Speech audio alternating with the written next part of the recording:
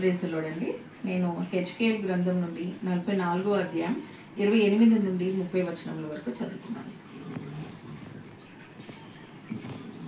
వారికి స్వాస్థ్యమేదనగా నేనే వారికి స్వాస్థ్యము, ఇజ్రాయేలీలో వారికెంత మాత్రమును స్వాస్థ్యము ఇయ్యకూడదు, నేనే వారికి స్వాస్థ్యము.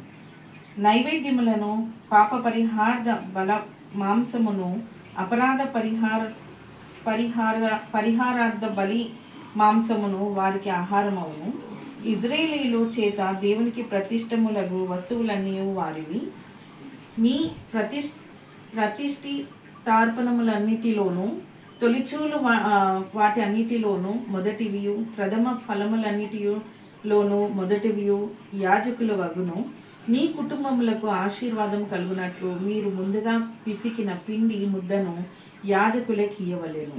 పక్షులలోను పశువులలోను తనకు తాను చచ్చిన దానిని గాని చీల్చబడిన దాని గాని యాజకులు భుజింపకూడదు. ఆమేన్. ఈ వాక్యం దేవుడు దీవించును గాక. వాక్యానుసారంగా చెప్పుకుందామా? అది కట్ చేయండి, రెండో వీడియో.